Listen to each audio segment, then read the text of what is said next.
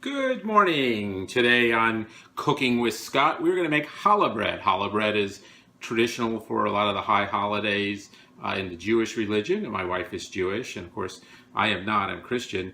So I call this goy cooking. So we're going to start off here, and let's see if we can do this. I have, let's see, I have 6 cups of flour here. See if, sorry about that. I have 6 cups of flour. There's 5 cups of bread flour. There's a 6. And I'm going to add 2 rapid yeast packages. There's 1 and there's 2. And we're going to mix this all up and see what we can do here. Next, we're going to take 2 sticks of butter, put those in the pan here. 3/4 of a cup of sugar, 1 tablespoon of salt, 1/4 teaspoon of yellow food dye, 1, 2, 3, 4, 5, 6, 7, 8. I think that's about right, and 2 tablespoons of poppy seeds. Okay, we've also added 1.5 cups of water, and I've put the poppy seeds in there. I'm going to turn this on, and the idea is to let this get warm, about 140 degrees, and of course melt the butter, and then we will incorporate all of this into our bread mixture. And through the magic of YouTube, we'll wait until I've got this thing just about right. Okay, we're back. We're going to test and see what temperature our mixture's at here. What we want is it about 144, and we have it almost exactly there. Now the big thing about a yeast bread is if your liquids are too hot, they are, the problem with that would be you'll kill the yeast. If it's too cold, the yeast won't really sit there and bloom. So we're pouring that mixture into our pot here with our yeast and our bread flour, and we're going to mix it up a little bit here. And of course we're going to put this over with the dough hook in a few seconds here and let it really go. I'm also going to add 4 large eggs to this. Kind of break those up a little bit. And then right now I'll take it over here, and we'll take it over, put it on the big mixer.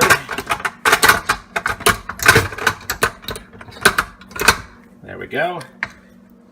Get my spoon all nice and done here. Yeah, I guess I should get a real better camera than this. Joys of shooting video with an iPhone. And I'll put my dough hook on like that. Click this into place, here a little click, there we go, bring it up, and then we're going to put this on for a couple of minutes to mix everything up and start kneading the dough. Of course, I guess it helps if we plug the unit in, and of course nobody here has ever tried this and not plugged it in. There we go, there we go. And once again, we'll come back after about 6 or 7 minutes, and I'll show you the completed dough. Okay, we're back. I've mixed it up for a couple of minutes, and what you see, it's a little bit sticky to say the least. What we really want to look for is a nice ball. So what we're going to do is, as this is spinning around, we're going to add about another cup of flour, maybe half a cup at a time, so that it can sit there and actually form into a ball like you would see in traditional dough. And that's about a cup of flour there. The recipe always calls for 6 to 7 cups of flour. And of course, when it's damp out, which it is today, the flour usually takes a little bit more. When it's dry out, you don't need quite as much flour. So once again, you can see here that it's starting to form into a ball. Every once in a while I will stop like this. I'll lower the hook and then kind of give it a little stir to get all that flour off the sides here. and incorporate it into the dough itself. But as you can see, as we get down there, you can see how that is starting to form into a ball. I'll probably add, in fact I'll do it right now, probably add just a little bit more flour here. And we'll continue doing this. Once we get that ball going, we'll let it go for about 6 minutes.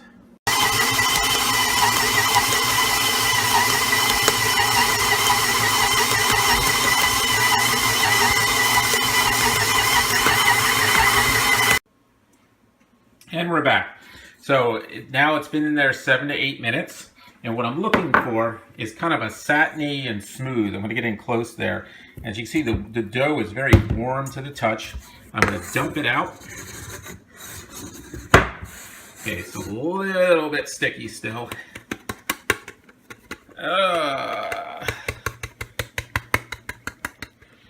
Okay. A little bit sticky still. So what I'm going to do here is literally just kind of put a little bit more flour in it, and then I'm going to put a little oil in the bowl, turn it around once or twice, put some plastic wrap on it, and put it in the oven over here, which is just slightly warm, and let it rise for about 60 minutes. Okay, we're back. The dough right now is warm to the touch, and as you can see, it's very elastic, kind of satiny smooth. My bowl has been cleaned out. I'm going to take a little bit of olive oil, pour a little bit in there, doesn't take much, and then take the dough here, put it in there, and kind of turn it around a little bit so that the oil covers it all over. And the reason you do this is so you don't really want it drying out. And once you get an idea, because we want this thing to at least double in size, so it's maybe taking up a third of the bowl, and I want to see it up here around like that. Okay, as you see, I put a little plastic wrap on this. We've got our dough ready to go. Open up the slightly warm oven, and of course I've got the rack set too high here. We'll just pull this rack out for right now. And here we go. Put this in the oven. Set a timer for 60 minutes. And, whoops, timer for 1 hour. And there we go. We'll see you back here in 60 minutes. Hi, we're back. I want to show you first of all how much it rose from before. As you can see, it's actually above the edge of the rim here. So what we're going to do is we're going to punch it down, take it out, and we're going to make it into 3 different loaves. Plastic off here, and kind of punch it down, literally. As you can see now that some of the air is coming out of it, and we'll bring it out on our work surface here. And because of that oil, it pretty much comes out without any problem. Put that over here. I always knead it a little bit just to get it going again. Kind of make it into a loaf pan here. And then I'm going to divide it into thirds. You know, you don't have to be exact. It's just that the way we're going to make this, if we did it all as one loaf, it would be raw in the center when it cooked. I think that's good there. So we'll have probably kind of 1 big loaf and 2 smaller loaves. So what we're going to do is we're going to take one of these and we're going to roll it out until I get to about 15 inches. And I want it kind of uniform if possible. And that should be about right. Okay, so I'm going to hold one hand up like this, and I'm going to kind of wrap the other piece around like that. And then pinch it together so it forms a ball. And as you see there, that's my first one. And I'm going to do the same with the other ones here. I'm going to take it out to about 15 inches. And then we'll go let it rise again. You can see that nice yellow from the little bit of food coloring you put in. The little poppy seeds are all throughout it. I think that's good. Once again, we're going to kind of take it out like that, bring it around, twist it, and then pinch it so it's all kind of one together. Two, let's see, let's put one there, and then finally this last one. Oops, didn't pinch that one quite as much as I should have.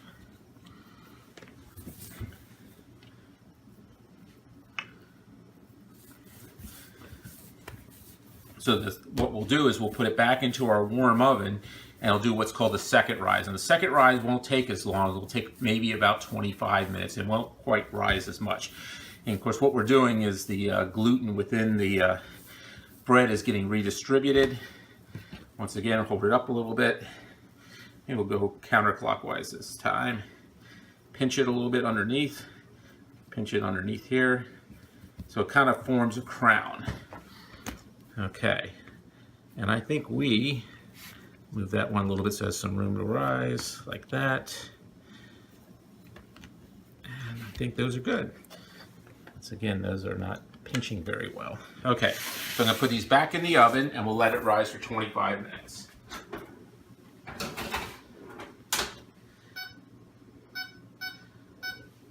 Turn off. And we're back. If you look here, this is what they look like after 25 minutes. They've risen twice again. We're going to take an egg wash here and take a little bit of this and just brush it all over the loaf itself. That'll give it a nice golden color. And then we're going to pop them in the oven at 375 for about 30 to 35 minutes. And as said, we'll have kind of two big loaves here and one kind of smaller loaf here. So finish putting it on there. And then hopefully the house is going to smell pretty darn good with the smell of baking bread.